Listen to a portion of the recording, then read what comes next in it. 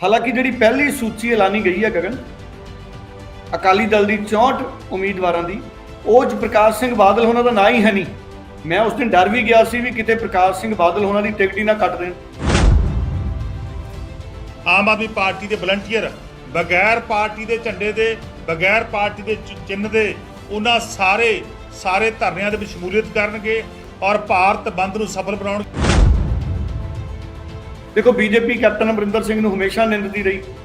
ਹੁਣ ਬੀਜੇਪੀ ਵਾਲੇ ਕਹਿ ਰਹੇ ਨੇ ਵੀ ਕੈਪਟਨ ਅਮਰਿੰਦਰ ਸਿੰਘ ਨੂੰ ਬੇਇੱਜ਼ਤ ਕੀਤਾ ਗਿਆ, ਜਦਕਿ ਕਾਂਗਰਸ ਨੇ ਤਾਂ ਅਸਤੀਫਾ ਹੀ ਨਹੀਂ ਮੰਗਿਆ ਕੈਪਟਨ ਅਮਰਿੰਦਰ ਤੋਂ। ਨਹੀਂ, ਕੈਪਟਨ ਸਾਹਿਬ ਥੋੜਾ ਗਰਮੀ 'ਚ ਸੀਗੇ ਕਿਉਂਕਿ ਉਹਦੇ ਮੌਸਮ ਗਰਮ ਸੀ ਪੰਜਾਬ ਚੰਡੀਗੜ੍ਹ ਦੇ ਵਿੱਚ। ਹੁਣ ਉਹ ਪਹਾੜਾਂ ਚਲੇ ਗਏ ਨੇ ਤੇ ਤੁਸੀਂ ਦੇਖੋਗੇ ਜਦੋਂ ਉੱਥੇ ਮੌਸਮ ਵੀ ਬਦਲੇਗਾ ਤੇ ਉਹਨਾਂ ਦਾ ਟੈਂਪਰੇਚਰ ਵੀ ਜਿਹੜਾ ਉਤਲੀਆਂ ਵਾਦੀਆਂ 'ਚ ਜਾ ਕੇ ਟੈਂਪਰੇਚਰ ਘਟੇਗਾ। ਸੋ ਮਨੁੱਖ ਲਈ ਸਿਰਫ ਜ਼ਿੰਮੇਵਾਰੀਆਂ ਬਣੀਆਂ ਨੇ, ਅਹੁਦੇ ਬਦਲਣ ਵਾਲੀ ਚੀਜ਼ ਹੈ ਜਿਹੜੇ ਸਮੇਂ-ਸਮੇਂ ਤੇ ਬਦਲਦੇ ਨੇ। ਸੋ ਜਦੋਂ ਜ਼ਿੰਮੇਵਾਰੀ ਮਿਲੇ ਆਪਣਾ ਟੀਚਾ ਪੂਰਾ ਕਰੋ, ਆਪਣੇ ਕਹੇ ਜਿਹੜਾ ਤੁਸੀਂ ਕੁਝ ਵਾਅਦਾ ਕੀਤਾ ਉਹਨੂੰ ਪੂਰਾ ਕਰੋ।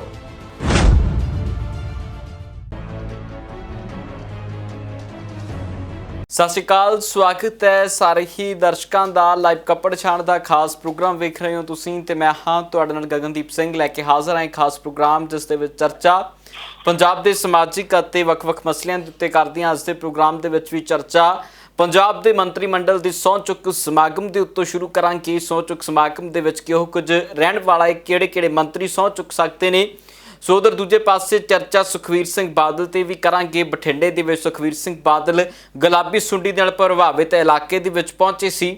ਸੋ ਉੱਥੋਂ ਉਹਨਾਂ ਨੇ ਵੱਡੇ ਐਲਾਨ ਕੀਤੇ ਨੇ। ਉਧਰ ਕਿਸਾਨਾਂ ਦਾ 27 ਸਤੰਬਰ ਭਾਵ ਕਿ ਕੱਲ੍ਹ ਦਾ ਬੰਦ ਦਾ ਐਲਾਨ ਹੈ। ਉਸ ਬੰਦ ਦੇ ਐਲਾਨ ਨੂੰ ਆਮ ਆਦਮੀ ਪਾਰਟੀ ਦੇ ਵੱਲੋਂ ਖੁੱਲ੍ਹਾ ਸਮਰਥਨ ਜਿਹੜਾ ਕਰ ਦਿੱਤਾ ਗਿਆ। ਉਸ ਦੇ ਉੱਤੇ ਵੀ ਚਰਚਾ ਜਿਹੜੀ ਕਰਾਂਗੇ ਤੇ ਹੋਰ ਕਿਹੜੀਆਂ ਜਥੇਬੰਦੀਆਂ ਨੇ ਸਮਰਥਨ ਕੀਤਾ ਹੈ ਤੇ ਇਸ ਬੰਦ ਦਾ ਪ੍ਰਭਾਵ ਕਿਹੋ ਜਿਹਾ ਰਹਿਣ ਵਾਲਾ। ਇਹਨਾਂ ਸਾਰੇ ਮਸਲਿਆਂ ਦੇ ਉੱਤੇ ਗੱਲਬਾਤ ਪ੍ਰੋਗਰਾਮ ਦੇ ਵਿੱਚ ਰਹੇਗੀ। ਸਭ ਤੋਂ ਪਹਿਲਾਂ ਡੱਲਾ ਸਾਹਿਬ ਦਾ ਸਵਾਗਤ ਕਰਾਂਗੇ। ਡੱਲਾ ਜੀ, ਸਵਾਗਤ ਹੈ ਜੀ।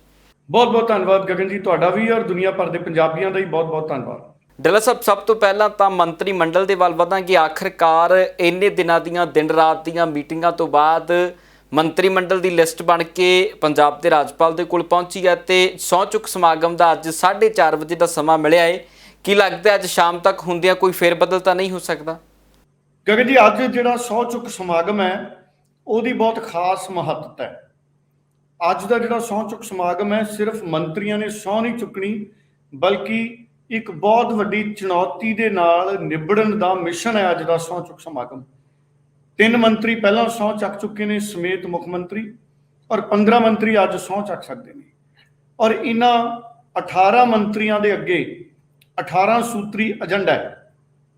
ਔਰ ਮੈਂ ਇਹ ਉਮੀਦ ਕਰਦਾ ਕਿ ਸਾਡੇ ਅੱਜ ਸਹੁੰ ਚੁੱਕਣ ਵਾਲੇ ਜਿਹੜੇ ਮੰਤਰੀ ਨੇ 15 ਤੇ 3 ਪੁਰਾਣੇ 18 ਦੇ 18 ਮੰਤਰੀ 18 ਸੂਤਰੀ ਏਜੰਡੇ ਨੂੰ ਪੂਰਾ ਕਰਨ ਦੀ ਦਿਸ਼ਾ ਦੇ ਵਿੱਚ ਪੂਰੀ ਵਾਹ ਲਾਉਣਗੇ।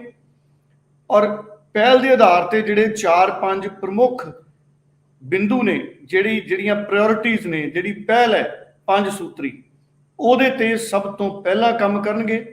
ਔਰ ਜਿਹੜਾ ਇੱਕ ਸਵਾਲ ਖੜਾ ਹੁੰਦਾ ਲਗਾਤਾਰ ਕਿ ਸਰਕਾਰਾਂ ਡਿਲੀਵਰ ਨਹੀਂ ਕਰਦੀਆਂ, ਵਾਅਦੇ ਕਰ ਦਿੰਦੀਆਂ ਨੇ, ਮੈਨੂੰ ਲੱਗਦਾ ਕਿ 18 ਦੇ 18 ਮੰਤਰੀ ਜਿਹਨੂੰ ਸਰਕਾਰ ਕਹਿੰਦੇ ਨੇ, ਇਹ ਜ਼ਰੂਰ ਇਸ ਵਾਰ ਕੰਮ ਕਰਕੇ ਦਿਖਾਉਣਗੇ। ਕਿਉਂਕਿ ਅਗਰ ਘੱਟੋ ਘੱਟ 4 ਮਹੀਨੇ ਵੀ ਮੰਨ ਲਈਏ ਤੇ 100 ਦਿਨ ਘੱਟੋ ਘੱਟ ਹੈਗੇ ਨੇ, 120 ਦਿਨ 120 ਦਿਨ ਹੈਗੇ ਨੇ।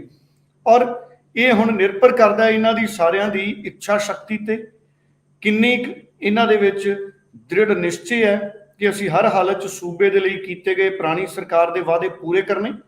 ਪੁਰਾਣੀ ਸਰਕਾਰ ਤੋਂ ਭਾਵ ਕੈਪਟਨ ਅਮਰਿੰਦਰ ਸਿੰਘ ਦੀ ਸਰਕਾਰ, ਹਾਲਾਂਕਿ ਸਰਕਾਰ ਇਹੀ ਹੈ, ਉਹ ਸਿਰਫ ਮੁੱਖ ਮੰਤਰੀ ਸੀ, ਪਰ ਕਿਉਂਕਿ ਸਰਕਾਰ ਨੂੰ ਮੁੱਖ ਮੰਤਰੀ ਦੇ ਨਾਮ ਨਾਲ ਦੇਖਿਆ ਜਾਂਦਾ। ਹੁਣ ਚੰਨੀ ਦੀ ਸਰਕਾਰ ਕਹਿ ਰਹੇ ਨੇ ਲੋਕ, ਮੈਂ ਮੀਡੀਆ ਵਾਲਿਆਂ ਦੀਆਂ ਜਦੋਂ ਵੀ ਦੇਖਦਾ ਸੁਰਖੀਆਂ ਜਾਂ ਪੱਤਰਕਾਰ ਜਿਵੇਂ ਕਹਿੰਦੇ ਨੇ। ਸੋ ਨਵੇਂ ਚਿਹਰੇ ਕਾਫੀ ਦੇਖਣ ਨੂੰ ਮਿਲਣਗੇ। ਨਵੇਂ ਚਿਹਰਿਆਂ ਦੀ ਮੈਂ ਆਸ ਕਰਾਂ ਤੇ ਪ੍ਰਗਟ ਸਿੰਘ ਦੀ ਸੰਭਾਵਨਾ ਹੈ, ਕੁਲਜੀਤ ਸਿੰਘ ਨਾਗਰਾ ਦੀ ਸੰਭਾਵਨਾ ਹੈ, ਔਰ ਅਮਰਿੰਦਰ ਰਾਜਾ ਵੜਿੰਗ ਦੀ ਸੰਭਾਵਨਾ ਹੈ, ਗੁਰਕੀਰਤ ਕੋਟਲੀ ਦੀ ਸੰਭਾਵਨਾ ਹੈ। ਗੁਰਕੀਰਤ ਕੋਟਲੀ ਵੀ 2 ਵਾਰ ਦੇ ਵਿਧਾਇਕ ਨੇ, ਰਾਜਾ ਵੜਿੰਗ ਵੀ 2 ਵਾਰ ਦੇ ਵਿਧਾਇਕ ਨੇ, 12 ਤੇ 17 ਜਿੱਤੇ ਆ। ਆਲ ਇੰਡੀਆ ਯੂਥ ਕਾਂਗਰਸ ਦੇ 14 ਤੋਂ 18 ਤੱਕ ਪ੍ਰਧਾਨ ਰਹੇ। ਪ੍ਰਗਟ ਸਿੰਘ ਵੀ 2 ਵਾਰ ਦੇ ਵਿਧਾਇਕ ਨੇ, 12 'ਚ ਜਿੱਤੇ, 17 'ਚ ਜਿੱਤੇ, ਪਰ ਦੇਸ਼ ਦੇ ਲਈ ਬਹੁਤ ਜਿੱਤੇ, ਬੜੇ ਗੋਲ ਕੀਤੇ ਉਹਨਾਂ ਨੇ ਦੇਸ਼ ਲਈ ਹਾਕੀ 'ਚ। ਸੋ ਪ੍ਰਗਟ ਸਿੰਘ ਹੋਣੀ ਹਾਕੀ ਦੇ ਡਾਇਰੈਕਟਰ ਵੀ ਰਹੇ ਔਰ ਬਹੁਤ ਵੱਡੇ ਵੱਡੇ ਜਿਹੜੇ ਦੇਸ਼ ਦੇ ਲਈ ਮਾਣ ਸਤਿਕਾਰ ਨੇ ਜਿਹੜੇ ਪ੍ਰਗਟ ਸਿੰਘ ਉਹਨਾਂ ਨੇ ਵੀ ਹਾਸਲ ਕੀਤੇ। ਸੋ ਪ੍ਰਗਟ ਸਿੰਘ ਵੀ ਬੜੇ ਸਮਰੱਥ ਨੇ। ਕੋਈ ਵੀ ਮਹਿਕਮਾ ਪ੍ਰਗਟ ਸਿੰਘ ਉਹਨਾਂ ਨੂੰ ਦੇ ਦਿੱਤਾ ਜਾਵੇ, ਮੈਨੂੰ ਉਮੀਦ ਹੈ ਕਿ ਉਹਨਾਂ ਨੇ ਹਰ ਮਹਿਕਮਾ ਜਿਹੜਾ ਉਹ ਚਲਾ ਲੈਣਾ। ਔਰ ਜਨਰਲ ਸਕੱਤਰ ਵੀ ਨੇ ਕਾਂਗਰਸ ਦੇ ਸੰਗਠਨ ਦੇ, ਆਰਗੇਨਾਈਜੇਸ਼ਨ ਦੇ ਜਨਰਲ ਸਕੱਤਰ ਵੀ ਨੇ, ਦਫ਼ਤਰ ਇੰਚਾਰਜ ਨੇ ਪੰਜਾਬ ਪ੍ਰਦੇਸ਼ ਕਾਂਗਰਸ ਕਮੇਟੀ ਦੇ। ਸੋ ਪ੍ਰਗਟ ਸਿੰਘ ਨੂੰ ਵੀ ਇਹ ਜ਼ਿੰਮੇਵਾਰੀ ਹੈ ਜਿਹੜੀ ਇਹ ਕਿਸੇ ਵੀ ਤਰ੍ਹਾਂ ਦੀ ਜ਼ਿੰਮੇਵਾਰੀ ਮਿਲਦੀ ਹੈ ਤੇ ਉਹ ਤਨਦੇਹੀ ਨਾਲ ਨਿਭਾਉਣਗੇ। ਮੈਨੂੰ ਲੱਗਦਾ ਹੈ ਕਈ ਅਜਿਹੇ ਕਿਰਦਾਰ ਨੇ ਜਿਹੜੇ ਪੂਰੇ ਜੋਸ਼ ਜਜ਼ਬੇ ਦੇ ਨਾਲ ਇਸ ਵਾਰ ਡਿਲੀਵਰ ਕਰਨ ਦੀ ਕੋਸ਼ਿਸ਼ ਕਰਨਗੇ। ਖਾਸ ਤੌਰ ਤੇ ਸਾਰੇ ਜਿਹੜੇ ਨਵੇਂ ਚਿਹਰੇ ਨੇ, ਸੰਗਤ ਸਿੰਘ ਗਿੱਲ ਜੀਆਂ ਨੇ, ਉਹ ਵੀ 3 ਵਾਰ ਦੇ ਘੱਟੋ ਘੱਟ ਵਿਧਾਇਕ ਨੇ, ਹੋਰ ਬੜੇ ਅਹੁਦਿਆਂ ਤੇ ਸੰਗਠਨ 'ਚ ਰਹੇ, OBC ਵਰਗ 'ਚੋਂ ਆਉਂਦੇ ਨੇ। ਸੋ ਸੰਗਤ ਸਿੰਘ ਗਿੱਲ ਜੀਆਂ ਨੇ। ਸੋ 6-7 ਨਵੇਂ ਚਿਹਰਿਆਂ ਦੀ ਆਸ ਹੈ। 5 ਮੰਤਰੀ ਨੇ ਜਿਹੜੇ ਉਹਨਾਂ ਨੂੰ ਸੰਗਠਨ 'ਚ ਭੇਜਿਆ ਜਾ ਸਕਦਾ, ਜਿਹੜੇ ਪੁਰਾਣੇ ਮੰਤਰੀ ਨੇ। ਸਾਧੂ ਸਿੰਘ ਧਰਮਸੋਤ ਨੂੰ ਸੰਗਠਨ 'ਚ ਭੇਜਿਆ ਜਾ ਸਕਦਾ ਹੈ, ਬਲਬੀਰ ਸਿੱਧੂ ਨੂੰ ਸੰਗਠਨ 'ਚ ਭੇਜਿਆ ਜਾ ਸਕਦਾ ਹੈ, ਰਾਣਾ ਗੁਰਮੀਤ ਸੋਢੀ ਨੂੰ ਸੰਗਠਨ 'ਚ ਭੇਜਿਆ ਜਾ ਸਕਦਾ, ਜਿਨ੍ਹਾਂ ਦੇ ਘਰੇ ਲੰਚ ਹੋਇਆ ਸੀ। ਕੈਪਟਨ ਅਮਰਿੰਦਰ ਸਿੰਘ ਵੀ ਗਏ ਸੀ, ਸਾਡੇ ਬੜੇ ਸਤਿਕਾਰਯੋਗ ਹੋਰ ਵਿਧਾਇਕ ਗਏ ਸੀ। ਸੋ ਉਹ ਲੰਚ ਹੈ ਜਿਹੜਾ, ਉਹ ਲੰਚ ਤੇ ਕਾਫੀ ਉਦੋਂ ਗੱਲਾਂ ਆਈਆਂ ਕਿ 50-55 MLA ਇਕੱਠੇ ਹੋ ਗਏ, ਕਈ MP ਉੱਥੇ ਇਕੱਠੇ ਹੋਏ ਸੀ। ਸੋ ਉਸ ਦਿਨ ਬੜਾ ਪਤਾ ਲੱਗਿਆ ਉਦੋਂ, ਜਦੋਂ ਜਿਹੜੇ ਲੋਕ ਆਏ ਕਹਿੰਦੇ ਭੋਜਨ ਬਹੁਤ ਅੱਛਾ ਬਣਿਆ ਹੋਇਆ ਸੀ, ਬਹੁਤ ਸੰਤੁਸ਼ਟੀ ਹੋਈ ਸਾਰਿਆਂ ਨੂੰ ਉਦਣ ਦੇ ਭੋਜਨ ਤੋਂ ਬਾਅਦ। ਤੇ ਉਹ ਜਿਹੜਾ ਲੰਚ ਸੀ ਜਿਹੜਾ ਰਾਣਾ ਗੁਰਮੀਤ ਸਿੰਘ ਸੋਢੀ ਉਹਨਾਂ ਦੇ ਘਰੇ ਹੀ ਰੱਖਿਆ ਗਿਆ ਸੀ। ਸੋ ਬੜੀ ਅੱਛੀ ਮਹਿਮਾਨ ਨਵਾਜ਼ੀ ਉਹਨਾਂ ਨੇ ਪੰਜਾਬ ਦੇ ਵਿਧਾਇਕਾਂ ਦੀ ਔਰ ਕੈਪਟਨ ਅਮਰਿੰਦਰ ਸਿੰਘ ਉਹਨਾਂ ਦੀ ਕੀਤੀ। ਸੋ ਖੇਡਾਂ ਦੇ ਖੇਤਰ 'ਚ ਵੀ ਗੁਰਮੀਤ ਸਿੰਘ ਸੋਢੀ ਉਹਨਾਂ ਨੇ ਕਈ ਜਿਹੜੀਆਂ ਭੂਮਿਕਾਵਾਂ ਨੇ, ਕਈ ਕਾਮਯਾਬੀਆਂ ਉਪਲਬਧੀਆਂ ਜਿਹੜੀਆਂ ਨੇ ਖੇਡਾਂ ਦੇ ਖੇਤਰ 'ਚ ਵੀ ਉਹਨਾਂ ਦੇ ਹੁੰਦੇ ਦਰਜ ਹੋਈਆਂ। ਸੋ ਹੁਣ ਮੈਨੂੰ ਉਮੀਦ ਹੈ ਕਿ ਪਾਰਟੀ ਉਹਨਾਂ ਨੂੰ ਮੰਤਰੀ ਦੇ ਅਹੁਦੇ ਤੋਂ ਸੰਗਠਨ 'ਚ ਕਿਤੇ ਉਹਨਾਂ ਦੀ ਐਡਜਸਟਮੈਂਟ ਹੋ ਸਕਦੀ ਹੈ, ਸੰਗਠਨ 'ਚ ਉਹਨਾਂ ਦੀ ਕੋਈ ਜ਼ਿੰਮੇਵਾਰੀ ਹੈ ਜਿਹੜੀ ਉਹ ਲੱਗ ਸਕਦੀ ਹੈ। ਇਸੇ ਤਰ੍ਹਾਂ ਸੁੰਦਰ ਸ਼ਾਮ ਅਰੋੜਾ ਉਦਯੋਗਿਕ ਮੰਤਰੀ ਸੀ, ਉਹਨਾਂ ਦਾ ਮੈਂ ਬਿਆਨ ਵੀ ਇੱਕ ਸੁਣਿਆ। ਉਹ ਕਹਿੰਦੇ ਪਾਰਟੀ ਜਿਹੜੀ ਸੇਵਾ ਦੇਗੀ ਅਸੀਂ ਤਨਦੇਹੀ ਦੇ ਨਾਲ ਨਿਭਾਵਾਂਗੇ। ਸੱਚਾਈ ਦਾ ਵੀ ਇੱਦਾਂ ਹੀ ਹੈ। ਜਿਹੜੇ ਅਹੁਦੇ ਨੇ, ਮੇਰਾ ਹੀ ਮੰਨਣਾ ਕਿ ਅਹੁਦੇ ਆਂਦੀ ਜਾਂਦੀ ਚੀਜ਼ ਹੈ, ਜ਼ਿੰਮੇਵਾਰੀਆਂ ਲੱਗਦੀਆਂ ਨੇ ਥੋੜੇ ਸਮੇਂ ਲਈ। ਕਈ ਵਾਰੀ ਕੁਝ ਲੋਕਾਂ ਨੂੰ ਗਗਨ ਜੀ ਇਹ ਲੱਗਣ ਲੱਗ ਜਾਂਦਾ ਹੈ ਕਿ ਇਹ ਅਹੁਦਾ ਬਣਿਆ ਹੀ ਸਾਡੇ ਲਈ ਹੈ, ਜਦ ਕਿ ਮਨੁੱਖ ਲਈ ਇਸ ਦੁਨੀਆ 'ਚ ਕੁਝ ਨਹੀਂ ਬਣਿਆ, ਸਿਰਫ ਜ਼ਿੰਮੇਵਾਰੀ ਬਣੀ ਹੈ ਮਨੁੱਖ ਲਈ। ਮਨੁੱਖ ਆਪਣੀ ਜ਼ਿੰਮੇਵਾਰੀ ਪੂਰੀ ਕਰੇ ਤੇ ਸਮੇਂ-ਸਮੇਂ ਤੇ ਜਿਹੜੀ ਜ਼ਿੰਮੇਵਾਰੀ ਮਿਲਦੀ ਹੈ ਉਹਨੂੰ ਨਿਭਾਵੇ। ਅਗਰ ਉਹ ਰੋਲ ਬਦਲਦਾ ਤੇ ਉਹ ਦੂਜੀ ਭੂਮਿਕਾ 'ਚ ਚਲਾ ਜਾਵੇ। ਸੋ ਮਨੁੱਖ ਲਈ ਸਿਰਫ ਜ਼ਿੰਮੇਵਾਰੀਆਂ ਬਣੀਆਂ ਨੇ, ਅਹੁਦੇ ਬਦਲਣ ਵਾਲੀ ਚੀਜ਼ ਹੈ ਜਿਹੜੇ ਸਮੇਂ-ਸਮੇਂ ਤੇ ਬਦਲਦੇ ਨੇ। ਸੋ ਜਦੋਂ ਜ਼ਿੰਮੇਵਾਰੀ ਮਿਲੇ ਆਪਣਾ ਟੀਚਾ ਪੂਰਾ ਕਰੋ, ਆਪਣੇ ਕਹੇ ਜਿਹੜਾ ਤੁਸੀਂ ਕੁਝ ਵਾਅਦਾ ਕੀਤਾ ਉਹਨੂੰ ਪੂਰਾ ਕਰੋ। ਔਰ ਅਗਰ ਉਹ ਨਹੀਂ ਪੂਰਾ ਹੁੰਦਾ ਤੇ ਜਿਵੇਂ ਕੈਪਟਨ ਅਮਰਿੰਦਰ ਸਿੰਘ ਉਹਨਾਂ ਨੇ 18 ਸੂਤਰੀ ਏਜੰਡੇ ਦੀ ਚੁਣੌਤੀ ਸੀ ਉਹਨਾਂ ਅੱਗੇ, ਵਿਧਾਇਕਾਂ ਦੀ ਮੀਟਿੰਗ ਸੀ, ਕੈਪਟਨ ਅਮਰਿੰਦਰ ਸਿੰਘ ਤੋਂ ਅਸੀਂ ਆਸ ਕਰਦੇ ਸੀ ਵਿਧਾਇਕਾਂ ਦੀ ਮੀਟਿੰਗ 'ਚ ਆਉਂਦੇ, ਉਹਨਾਂ ਦੀਆਂ ਗੱਲਾਂ ਸੁਣਦੇ, 18 ਸੂਤਰੀ ਏਜੰਡੇ ਤੇ ਮੋਹਰ ਲਾਉਂਦੇ, ਕੰਮ ਕਰਦੇ ਤੇ ਮੁੱਦੇ ਖਤਮ ਕਰ ਦਿੰਦੇ। ਸੋ ਕੈਪਟਨ ਅਮਰਿੰਦਰ ਸਿੰਘ ਉਹ ਜ਼ਿੰਮੇਵਾਰੀ ਨਹੀਂ ਨਿਭਾ ਸਕੇ, ਕਿਤੇ ਨਾ ਕਿਤੇ ਉਹ ਪਹਿਲਾਂ ਹੀ ਅਸਤੀਫਾ ਦੇ ਗਏ। ਸੋ ਬੜੇ ਸਤਿਕਾਰਯੋਗ ਨੇ ਸਾਡੇ ਕੈਪਟਨ ਅਮਰਿੰਦਰ ਸਿੰਘ। ਕੋਈ ਗੱਲ ਨਹੀਂ, ਅਗਰ 18 ਸੂਤਰੀ ਏਜੰਡਾ ਨਹੀਂ ਲਾਗੂ ਕਰ ਸਕੇ, 5 ਜਿਹੜੇ ਉਹਦੇ ਮੁੱਖ ਬਿੰਦੂ ਨੇ ਉਹ ਨਹੀਂ ਲਾਗੂ ਕਰ ਸਕੇ, ਪਰ ਉਹਨਾਂ ਦੀ ਕਾਬਲੀਅਤ ਤੇ ਕੋਈ ਸ਼ੱਕ ਨਹੀਂ, ਉਹਨਾਂ ਦਾ ਪੂਰਾ ਸਤਿਕਾਰ ਹੈ। ਹਰ ਪਾਸਿਓਂ ਬੜੀ ਸਿਆਣੀ ਉਹਨਾਂ ਦੀ ਉਮਰ ਹੈ। ਸੋ ਜ਼ਰੂਰੀ ਨਹੀਂ ਕਿ ਹਰ ਕਪਤਾਨ ਜੇਤੂ ਹੁੰਦਾ ਹਮੇਸ਼ਾ। ਸੋ ਹਾਰ ਜਿੱਤ ਜ਼ਿੰਦਗੀ ਦਾ ਹਿੱਸਾ ਹੈ। ਕਈ ਵਾਰੀ ਟੀਚੇ ਪੂਰੇ ਹੁੰਦੇ ਨੇ, ਕਈ ਵਾਰੀ ਟਾਸਕ ਪੂਰੇ ਨਹੀਂ ਹੁੰਦੇ। ਟਾਸਕ ਸ਼ਬਦ ਅੱਜ ਕੱਲ੍ਹ ਬੜਾ ਚਰਚਾ 'ਚ ਹੈ, ਹਰ ਬੰਦੇ ਨੂੰ ਸਮੇਂ-ਸਮੇਂ ਤੇ ਟਾਸਕ ਮਿਲਦੇ ਨੇ। ਸੋ ਗਗਨ ਜੀ ਬੜੇ ਨਵੇਂ ਕਈ ਬਦਲਾਅ ਹੋਣੇ ਨੇ, ਕਈ ਮੰਤਰੀ ਸੰਗਠਨ 'ਚ ਆਉਣਗੇ। ਸਾਧੂ ਸਿੰਘ ਧਰਮਸੋਤ ਸੰਗਠਨ 'ਚ ਆ ਸਕਦੇ ਨੇ। ਸੋ ਕਈ ਮੰਤਰੀ ਬਰਕਰਾਰ ਰਹਿਣੇ ਨੇ, ਮਨਪ੍ਰੀਤ ਬਾਦਲ ਬਰਕਰਾਰ ਰਹਿਣਗੇ, ਸੁਖਵਿੰਦਰ ਸਿੰਘ ਸੁੱਖ ਸਰਕਾਰੀਆ ਨੇ, ਵਿਜੇ ਇੰਦਰ ਸਿੰਗਲਾ ਨੇ ਬਹੁਤ ਚੰਗਾ ਕੰਮ ਕੀਤਾ ਕੈਪਟਨ ਅਮਰਿੰਦਰ ਦੀ ਸਰਕਾਰ 'ਚ, ਭਾਰਤ ਭੂਸ਼ਣ ਆਸ਼ੂ ਬਰਕਰਾਰ ਰਹਿਣਗੇ। ਸੋ ਡਾਕਟਰ ਰਾਜਕੁਮਾਰ ਵੇਰਕਾ ਹੁਣ ਮੰਤਰੀ ਬਣ ਜਾਣਗੇ, ਪਹਿਲਾਂ ਉਹਨਾਂ ਕੋਲ ਇੱਕ ਕੈਬਨਿਟ ਰੈਂਕ ਸੀ, ਸੋ ਸੰਪੂਰਨ ਮੰਤਰੀ ਬਣ ਜਾਣਗੇ ਡਾਕਟਰ ਰਾਜਕੁਮਾਰ ਵੇਰਕਾ। ਸੋ ਕਈ ਅਹੁਦਿਆਂ ਤੇ ਰਾਜਕੁਮਾਰ ਵੇਰਕਾ ਜਿਹੜੇ ਨੇ ਉਹ ਸੇਵਾਵਾਂ ਦੇ ਚੁੱਕੇ ਨੇ। ਸੋ ਮਿਲਿਆ ਜੁਲਿਆ ਮੰਤਰੀ ਮੰਡਲ ਹੈ, ਨਵੇਂ ਚਿਹਰੇ ਵੀ ਨੇ, ਤਜਰਬੇਕਾਰ ਲੋਕ ਵੀ ਨੇ। ਸੋ ਬਿਲਕੁਲ ਜਿਸ ਹਿਸਾਬ ਦੇ ਨਾਲ ਮੰਤਰੀ ਮੰਡਲ ਦੇ ਵਿਸਥਾਰ ਦੀਆਂ ਗੱਲਾਂ ਹੋ ਰਹੀਆਂ ਸੀ, ਉਹਨਾਂ ਵਿਚਕਾਰ ਜੋ ਵੱਖ-ਵੱਖ ਸਿਆਸੀ ਪ੍ਰਤੀਕਰਮ ਨੇ ਉਹ ਵੀ ਤੁਹਾਡੇ ਨਾਲ ਸਾਂਝੇ ਕਰਾਂਗੇ। ਸੋ ਨਵੇਂ ਮੰਤਰੀ ਮੰਡਲ ਦੇ ਵਿੱਚ ਆਉਣ ਵਾਲੇ ਜਿਨ੍ਹਾਂ ਦੀ ਹਾਜ਼ਰੀ ਲੱਗਣ ਵਾਲੀ ਹੈ, ਉਹਨਾਂ ਦੇ ਵਿੱਚੋਂ ਨਾਮ ਲਗਾਤਾਰ ਆ ਰਹੀ ਸੀ ਗੁਰਕੀਰਤ ਕੋਟਲੀ ਹੋਣ ਜਾਂ ਫਿਰ ਉਹਨਾਂ ਦੇ ਵਿੱਚ ਰਾਜਕੁਮਾਰ ਵੇਰਕਾ ਹੋਣ। ਸਭ ਦੇ ਸਿਆਸੀ ਪ੍ਰਤੀਕਰਮ ਨੇ ਵੱਖੋ ਵੱਖਰੇ ਮਸਲਿਆਂ ਦੇ ਉੱਤੇ। ਉਹ ਸਭ ਦੀ ਸੁਖਜਿੰਦਰ ਸਿੰਘ ਰੰਧਾਵਾ ਤੇ ਉਧਰ ਕੈਪਟਨ ਅਮਰਿੰਦਰ ਸਿੰਘ ਨੂੰ ਲੈ ਕੇ ਰਵਨੀਤ ਸਿੰਘ ਬਿੱਟੂ ਲਗਾਤਾਰ ਆਪਣਾ ਪ੍ਰਤੀਕਰਮ ਵਿਖਾ ਰਹੇ ਨੇ। ਇਹ ਸਭ ਦੀ ਗੱਲਬਾਤ ਤੁਹਾਨੂੰ ਸੁਣਾਉਂਦੇ ਹਾਂ। ਅਸੀਂ ਗਵਰਨਰ ਸਾਹਿਬ ਨੂੰ ਮਿਲ ਕੇ ਰਿਕੁਐਸਟ ਕੀਤੀ ਹੈ ਕਿ ਕੈਬਨਿਟ ਦੇ ਵਿੱਚ ਐਕਸਪੈਂਸ਼ਨ ਕਰਨਾ ਚਾਹੁੰਦੇ ਆ ਤਾਂ ਉਹਨਾਂ ਨੇ ਕੱਲ ਨੂੰ 4:30 ਵਜੇ ਦਾ ਟਾਈਮ ਦਿੱਤਾ ਹੈ। ਕੱਲ ਨੂੰ ਪੂਰੀ ਕੈਬਨਿਟ ਹੈ ਜਿਹੜੇ ਹੋਰ ਮੰਤਰੀ ਰਹਿ ਗਏ ਆ ਉਹ ਸਹੁੰ ਚੱਕਣਗੇ। ਧੰਨਵਾਦ। ਇਹ ਬੜੀ ਖੁਸ਼ੀ ਦੀ ਗੱਲ ਹੈ ਕਿ ਕਾਂਗਰਸ ਪਾਰਟੀ ਨੇ ਹਰ ਸਮੇਂ ਜੋ ਕੁਰਬਾਨੀ ਵਾਲੇ ਪਰਿਵਾਰ ਨੇ ਜਿਨ੍ਹਾਂ ਦੀ ਪਾਰਟੀ ਨੂੰ ਬਹੁਤ ਜ਼ਿਆਦਾ ਦੇਣ ਹੈ ਉਹਨਾਂ ਨੂੰ ਹਮੇਸ਼ਾ ਹੀ ਯਾਦ ਰੱਖਿਆ। ਤਾਂ ਅੱਜ ਮੈਨੂੰ ਵੀ ਮੌਕਾ ਮਿਲਿਆ, ਇੱਕ ਯੰਗ ਟੀਮ ਬਣੀ ਹੈ ਚਰਨਜੀਤ ਸਿੰਘ ਚੰਨੀ ਦੀ ਅਗਵਾਈ ਜੀ, ਤੇ ਮੈਨੂੰ ਲੱਗਦਾ ਕਿ ਪੂਰੇ ਤਕੜੇ ਹੋ ਕੇ ਅਸੀਂ ਸਾਰੇ ਪੰਜਾਬ ਲਈ ਲੜਾਈ ਲੜਾਂਗੇ, ਪਾਰਟੀ ਨੂੰ ਮਜ਼ਬੂਤ ਕਰਾਂਗੇ। ਸੋ ਅੱਜ ਬਹੁਤ ਇੱਕ ਅੱਛੀ ਖੁਸ਼ੀ ਦੀ ਖਬਰ ਹੈ ਕਿ ਸੋਨੀਆ ਗਾਂਧੀ ਜੀ ਵੱਲੋਂ ਔਰ ਰਾਹੁਲ ਗਾਂਧੀ ਜੀ, ਪ੍ਰਿयंका ਜੀ ਵੱਲੋਂ, ਕਾਂਗਰਸ ਦੀ ਆਲਾ ਕਮਾਨ ਵੱਲੋਂ ਇੱਕ ਬੜੀ ਅੱਛੀ ਟੀਮ ਜਿਹੜੀ ਆ ਉਹਦਾ ਜੋ ਚयन ਕੀਤਾ, ਤੇ ਇਹਦੇ ਨਾਲ ਪੰਜਾਬ ਦੇ ਵਿੱਚ ਵੀ ਅੱਜ ਬਹੁਤ ਵੱਡੀ ਖੁਸ਼ੀ ਦੀ ਲਹਿਰ ਦੌੜ ਚੁੱਕੀ ਹੈ। ਔਰ ਮੈਨੂੰ ਲੱਗਦਾ ਹੈ ਕਿ ਇਲਜ਼ਾਮ ਲਗਾਉਣਾ ਹੋਰ ਗੱਲ ਹੈ, ਲੇਕਿਨ ਕਿਸੇ ਚੀਜ਼ ਦੇ ਵਾਸਤੇ ਦੋਸ਼ ਪ੍ਰੂਵ ਹੋਣਾ ਕਿ ਇਹਦਾ ਮਤਲਬ ਇਹ ਹੈ ਕਿ ਕਿਸੇ ਜਗ੍ਹਾ ਉੱਪਰ ਕੋਈ ਮਾਈਨਿੰਗ ਦੀ ਮਸ਼ੀਨ ਚੱਲ ਰਹੀ ਹੈ ਤਾਂ ਕੋਈ ਜ਼ਰੂਰੀ ਇਲੀਗਲ ਤਾਂ ਨਹੀਂ ਹੁੰਦੀ, ਲੀਗਲ ਵੀ ਤਾਂ ਚੱਲਦੀਆਂ ਹੈ ਨਾ ਮਸ਼ੀਨਾਂ। ਇਸ ਲਈ ਇਨਕੁਆਇਰੀ ਦਾ ਵਿਸ਼ਾ ਹੈ, ਇਨਕੁਆਇਰੀ ਹੋਣੀ ਚਾਹੀਦੀ ਹੈ ਔਰ ਅਗਰ ਕੋਈ ਦੋਸ਼ੀ ਉਹਦੇ ਖਿਲਾਫ ਕਾਰਵਾਈ ਹੋਣੀ ਚਾਹੀਦੀ ਹੈ। ਸਮਾਗਮ ਹੋਣਾ ਤੇ ਕਿੱਦਾਂ ਦੀ ਕੰਮ ਕਰੇਗੀ ਨਵੀਂ ਟੀਮ ਜਿਹੜੀ ਹੈ, ਕਿੱਦਾਂ ਦਾ ਕੰਮ? ਕੱਲ੍ਹ ਪਹਿਲਾਂ ਦੇਖੀਏ ਕਿ 4 ਵਜੇ ਜਿਹੜੀ ਹੈ ਉੱਥੇ ਸਮਾਗਮ ਉਹ ਤੋਂ ਚਲਾ ਗਿਆ ਉਹਦੇ ਨਵੇਂ ਸ਼ੇਰੇ ਜਿਹੜੇ ਨੇ ਫੋਨ ਤੱਕਣਗੇ ਅੱਗੇ ਲਿਸਟ ਜਿਹੜੀ ਆ ਉਹ ਸੀਐਮ ਸਾਹਿਬ ਦੇ ਕੋਲੇ ਕੱਲ੍ਹ ਗਵਰਨਰ ਸਾਹਿਬ ਨੂੰ ਭੇਜ ਦੇਣਗੇ। ਉਹਦੇ ਬਾਅਦ ਕਮਿਸ਼ਨ ਜਿਹੜੇ ਮਿਨਿਸਟਰ ਬਣਦੇ ਉਹ ਆਪਣੇ ਆਪਣੇ ਮਹਿਕਮੇ ਲੈ ਕੇ ਉਹ ਪੰਜਾਬ ਦਾ ਪੂਰੀ ਸੇਵਾ ਪ੍ਰਦਾਨ ਵੀ ਕਰਦੇ ਅਤੇ ਉਹ ਡਾਕੂਮੈਂਟਰੀ ਨਵੇਂ ਬਣਦੇ ਉਹ ਵੀ ਕਰਦੇ। ਨਹੀਂ, ਕੈਪਟਨ ਸਾਹਿਬ ਥੋੜਾ ਗਰਮੀ 'ਚ ਸੀਗੇ ਕਿਉਂਕਿ ਉਹਦੇ ਮੌਸਮ ਗਰਮ ਸੀ ਪੰਜਾਬ ਚੰਡੀਗੜ੍ਹ ਦੇ ਵਿੱਚ। ਹੁਣ ਉਹ ਪਹਾੜਾਂ ਚਲੇ ਗਏ ਨੇ ਤੇ ਤੁਸੀਂ ਦੇਖੋਗੇ ਜਦੋਂ ਉੱਥੇ ਮੌਸਮ ਵੀ ਬਦਲੇਗਾ ਤੇ ਉਹਨਾਂ ਦਾ ਟੈਂਪਰੇਚਰ ਵੀ ਜਿਹੜਾ ਉਤਲੀਆਂ ਵਾਦੀਆਂ 'ਚ ਜਾ ਕੇ ਟੈਂਪਰੇਚਰ ਘਟੇਗਾ।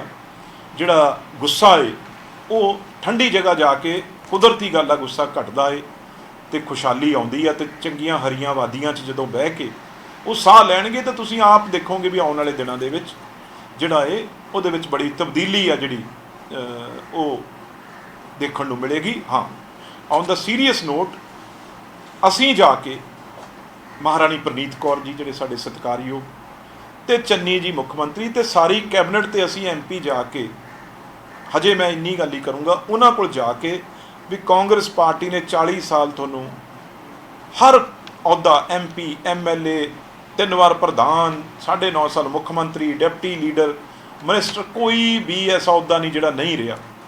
ਤੇ ਇਸ ਵੇਲੇ ਮੌਕਾ ਹੈ ਜਿਵੇਂ ਉਰੇ ਅਡਵਾਨੀ ਜੀ ਵਰਗੇ ਬਹਿ ਕੇ ਪਾਰਟੀ 'ਚ ਚਾਹੇ ਤਬਦੀਲੀ ਆਈ ਬਣੇ ਮੋਦੀ ਸਾਹਿਬ ਹੋਣੀ ਤੇ ਜੋਸ਼ੀ ਜੀ ਹੋਣੀ ਸਾਰੇ ਨਾਲ ਐਜ਼ ਏ ਮੈਂਬਰ ਪਾਰਲੀਮੈਂਟ ਕੰਮ ਕਰਦੇ ਰਹੇ, ਮਾਰਗਦਰਸ਼ਨ ਦਿੰਦੇ ਰਹੇ, ਉਵੇਂ ਹੀ ਅੱਜ ਲੋੜ ਆ।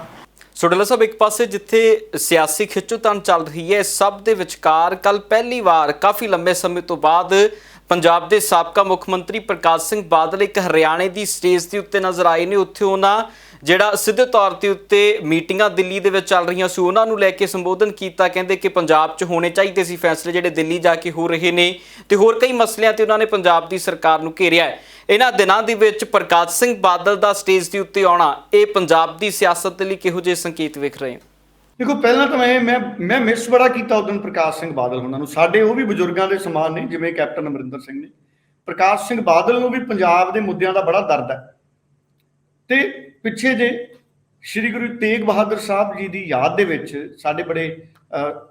ਸਾਡੇ ਗੁਰੂ ਸਾਹਿਬ ਜਿਨ੍ਹਾਂ ਨੇ ਬੜੀਆਂ ਸਾਨੂੰ ਸਿੱਖਿਆਵਾਂ ਦਿੱਤੀਆਂ ਨੇ, 9ਵੇਂ ਗੁਰੂ ਸ਼੍ਰੀ ਗੁਰੂ ਤੇਗ ਬਹਾਦਰ ਸਾਹਿਬ ਜੀ, ਉਹਨਾਂ ਦੀ ਯਾਦ ਨੂੰ ਸਮਰਪਿਤ ਵਿਧਾਨ ਸਭਾ ਦਾ ਸੈਸ਼ਨ ਹੋਇਆ ਸੀ। ਸੋ ਉਸ ਦਿਨ ਮੈਨੂੰ ਨਹੀਂ ਪਤਾ ਕਿਉਂ ਨਹੀਂ ਆ ਸਕੇ ਪ੍ਰਕਾਸ਼ ਸਿੰਘ ਬਾਦਲ, ਲੇਕਿਨ ਮੈਨੂੰ ਉਮੀਦ ਸੀ ਕਿ ਉਸ ਦਿਨ ਪ੍ਰਕਾਸ਼ ਸਿੰਘ ਬਾਦਲ ਬਹੁਤ ਆਉਣਗੇ, ਜ਼ਰੂਰ ਆਉਣਗੇ। ਸੋ ਚਲੋ ਕੋਈ ਰੁਝੇਵਾਂ ਹੋਣਾ ਜਾਂ ਸਿਹਤ ਦਾ ਨਹੀਂ ਮੈਨੂੰ ਪਤਾ, ਅਰਦਾਸ ਕਰਦੇ ਹਾਂ ਰੱਬ ਅੱਗੇ ਕਿ ਉਹਨਾਂ ਦੀ ਸਿਹਤ ਹਮੇਸ਼ਾ ਠੀਕ ਰਹੇ, ਪਰ ਰੈਲੀ 'ਚ ਜ਼ਰੂਰ ਪਹੁੰਚੇ।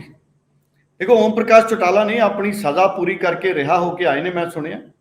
ਤਕਨੀਕੀ ਤੌਰ ਤੇ ਮੈਨੂੰ ਕਰੈਕਟ ਕਰ ਦਿਓ ਦੋਸਤੋ ਅਗਰ ਮੈਂ ਕਿਤੇ ਗਲਤ ਹਾਂ, ਪਰ ਅੱਜ ਓਮ ਪ੍ਰਕਾਸ਼ ਚੌਟਾਲਾ ਉਹਨਾਂ ਨੇ ਕੋਸ਼ਿਸ਼ ਕੀਤੀ ਵੀ ਜਿਹੜਾ ਇੰਡੀਅਨ ਨੈਸ਼ਨਲ ਲੋਕ ਦਲ ਹੈ, ਇਨੈਲੋ ਜਿਹਨੂੰ ਕਹਿੰਦੇ ਨੇ, ਉਹ ਸੰਗਠਿਤ ਹੋਵੇ। ਔਰ ਪ੍ਰਕਾਸ਼ ਸਿੰਘ ਬਾਦਲ ਵੀ ਅੱਜ ਉੱਥੇ ਪਹੁੰਚੇ।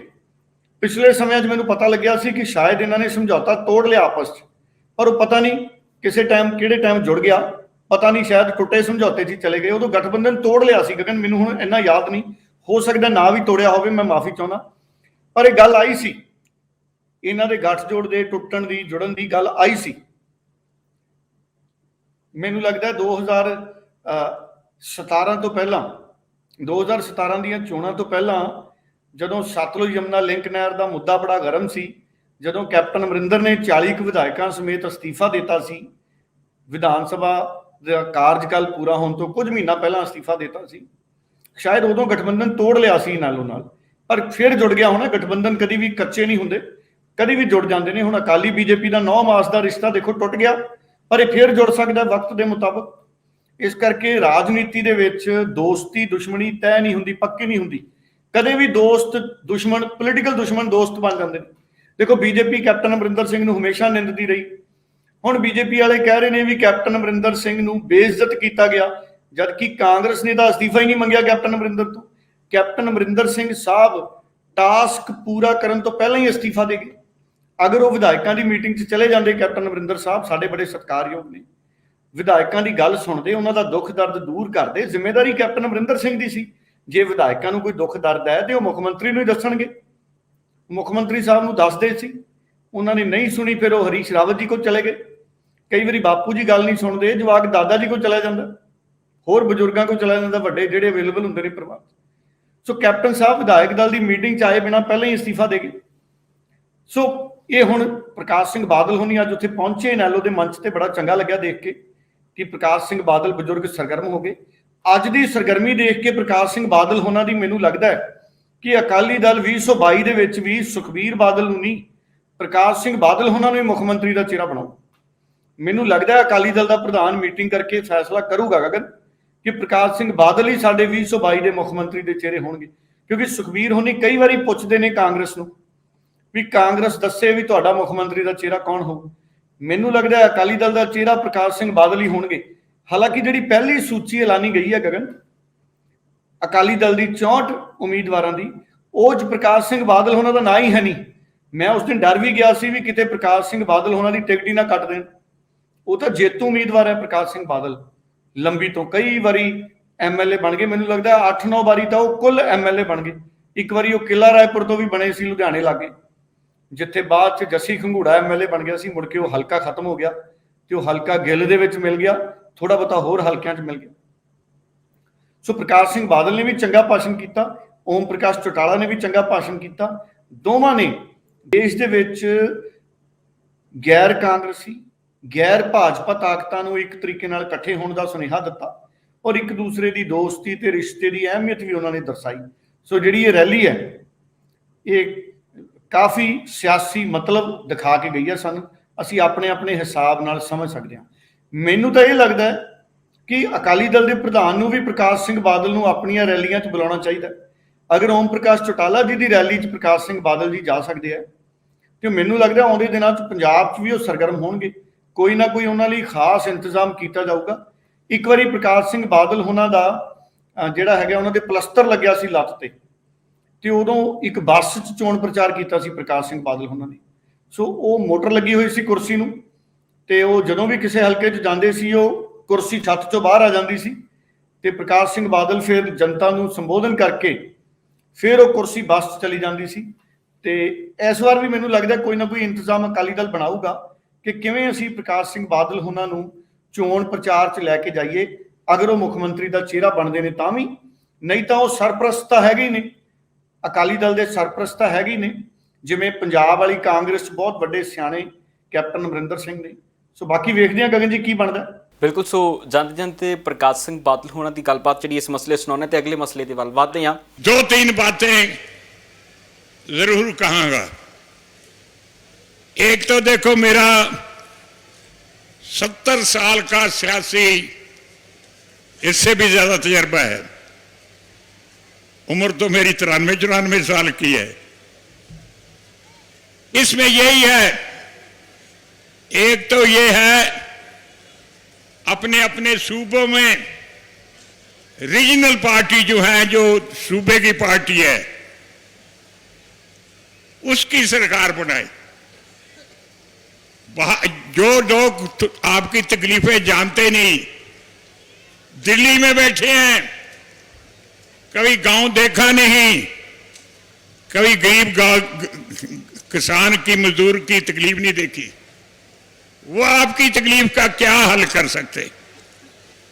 इस करके जब तक आप रीजनल पार्टी को शक्ति नहीं देंगे, उस वक्त तक आपका कुछ नहीं बनेगा। दूसरा, मंच पर बहुत सीनियर देश के नेता बैठे हैं। मैं इन सबको बेनती करूंगा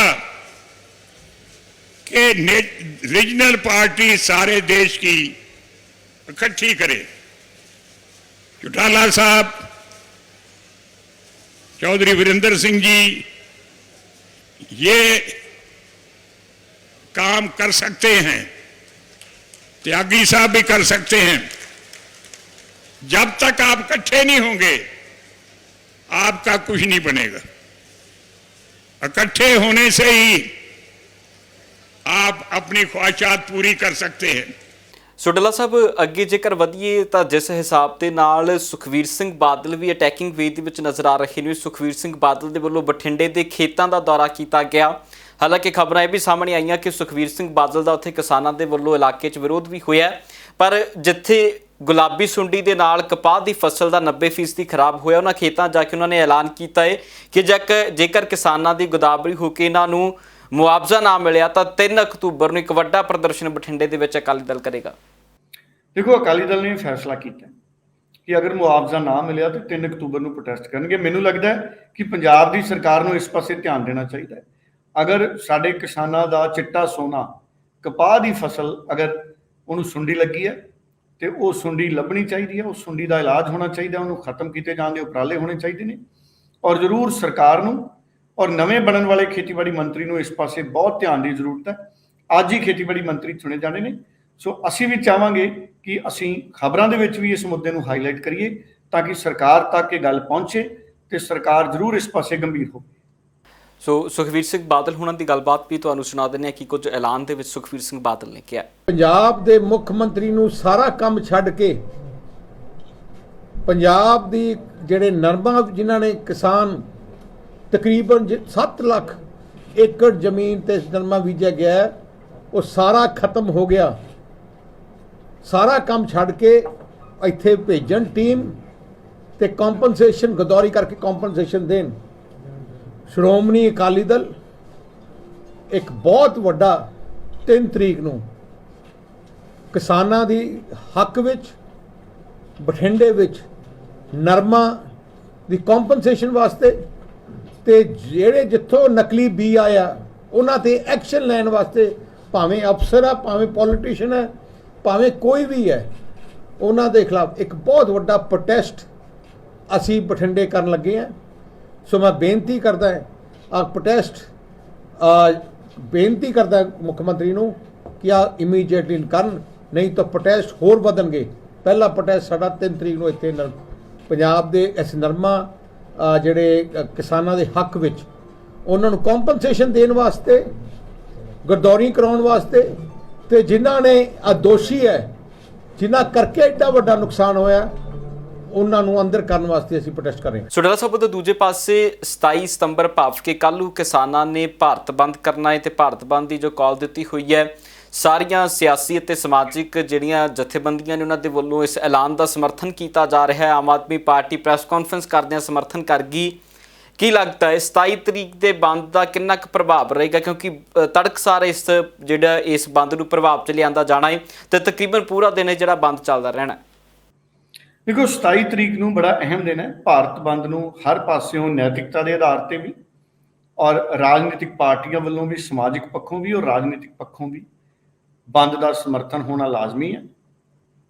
ਔਰ ਕਿਸਾਨ ਜਥੇਬੰਦੀਆਂ ਦੇ ਇਸ ਸੰਘਰਸ਼ ਦੇ ਵਿੱਚ, ਸ਼ਾਂਤਮਈ ਸੰਘਰਸ਼ ਦੇ ਵਿੱਚ ਅਸੀਂ ਵੀ ਉਹਨਾਂ ਦੇ ਨਾਲ ਆ, ਮੈਂ ਵੀ ਉਹਨਾਂ ਦੇ ਨਾਲ ਆ।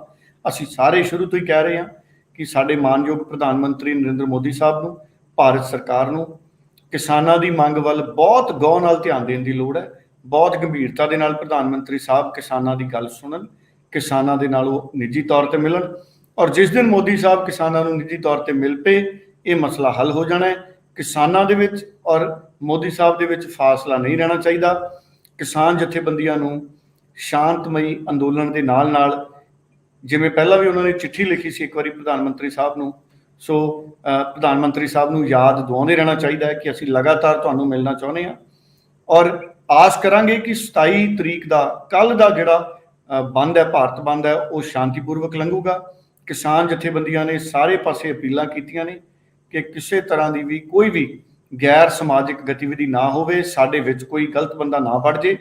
ਅਸੀਂ ਪੂਰਾ ਖਿਆਲ ਰੱਖਣਾ ਹੈ ਔਰ ਸਾਰੇ ਭਾਰਤ ਦੇ ਲੋਕਤੰਤਰ ਦੀ ਮਜ਼ਬੂਤੀ ਲਈ, ਏਕਤਾ ਲਈ ਸ਼ਾਂਤੀਪੂਰਵਕ ਬੰਦ ਰੱਖਣਗੇ ਔਰ ਕੋਈ ਵੀ ਜਿਹੜੇ ਮੈਨੂੰ ਲੱਗਦਾ ਹੈ ਕਿਸਾਨ ਜਿਹੜੀਆਂ ਜ਼ਰੂਰੀ ਚੀਜ਼ਾਂ ਨੇ, ਕਿਸੇ ਨੇ ਹਸਪਤਾਲ ਜਾਣਾ ਹੈ, ਐਂਬੂਲੈਂਸ ਹੈ ਕੋਈ, ਉਹਨਾਂ ਸਾਰਿਆਂ ਨੂੰ ਛੂਟ ਹੈਗੀ ਹੈ ਹਮੇਸ਼ਾ ਦੀ ਤਰ੍ਹਾਂ।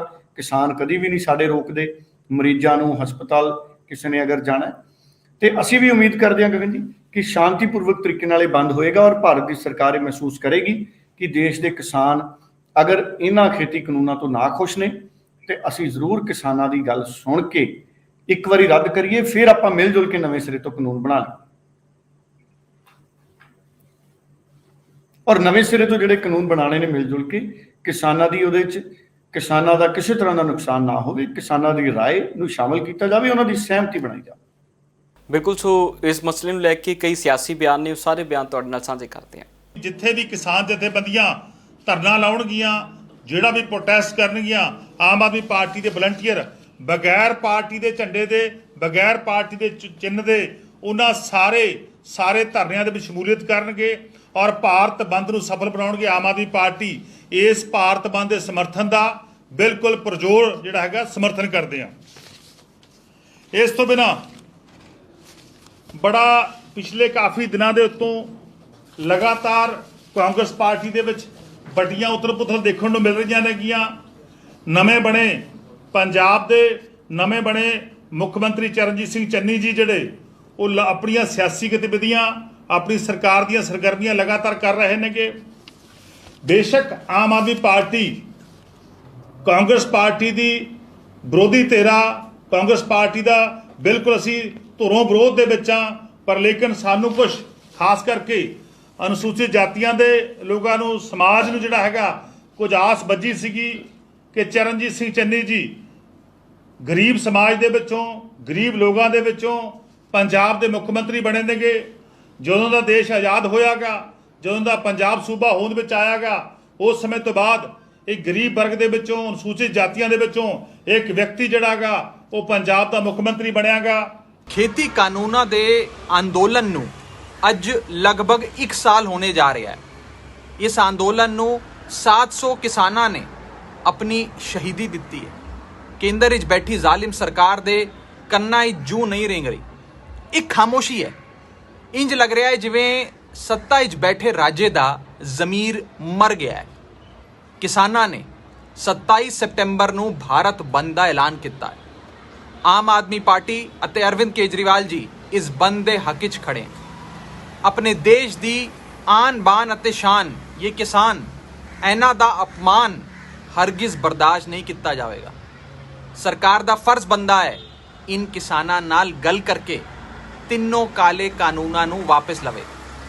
ਆਮ ਆਦਮੀ ਪਾਰਟੀ ਖੇਤੀ ਅੰਦੋਲਨ ਨੂੰ ਆਪਣਾ ਪੂਰਨ ਸਮਰਥਨ ਦਿੰਦੀ ਹੈ ਤੇ ਹਰ ਮੋਰਚੇ 'ਚ ਡਟ ਕੇ ਕਿਸਾਨ ਅੰਦੋਲਨ ਦੇ ਹੱਕ 'ਚ ਆਵਾਜ਼ ਉਠਾਉਂਦੀ ਰਹੇਗੀ। ਸੋ ਅੱਜ ਦੇ ਪ੍ਰੋਗਰਾਮ ਦੇ ਵਿੱਚ ਫਿਲਹਾਲ ਦੇ ਲਈ ਖਾਸ ਮਸਲੇ ਜਿਨ੍ਹਾਂ ਦੇ ਚਰਚਾ ਕੀਤੀ ਹੈ। ਸੋ ਅੱਜ ਜਦੋਂ ਮੰਤਰੀ ਮੰਡਲ ਦਾ ਸਹੁੰ ਚੁੱਕ ਸਮਾਗਮ ਹੋਏਗਾ, ਉਸ ਤੋਂ ਬਾਅਦ ਮੰਤਰੀ ਕਿੰਨੀ ਕੁ ਸਪੀਡ ਦੇ ਨਾਲ ਕੰਮ ਕਰਦੇ ਨੇ, ਕਿਉਂਕਿ ਸਮਾਂ ਬਹੁਤ ਘੱਟ ਹੈ ਤੇ ਇਸ ਸਮੇਂ ਦੇ ਵਿਚਕਾਰ ਕਿਸ ਤਰ੍ਹਾਂ ਦੀ ਪਰਫਾਰਮੈਂਸ ਰਹੇਗੀ, ਉਸ ਦੇ ਉੱਤੇ ਵੀ ਅਗਲੇ ਪ੍ਰੋਗਰਾਮਾਂ ਵਿੱਚ ਚਰਚਾ ਰਹੇਗੀ। ਫਿਲਹਾਲ ਦੇ ਲਈ ਇਜਾਜ਼ਤ ਦਿਓ। ਡਾਲਾ ਸਾਹਿਬ ਬਹੁਤ ਬਹੁਤ ਧੰਨਵਾਦ ਜੀ।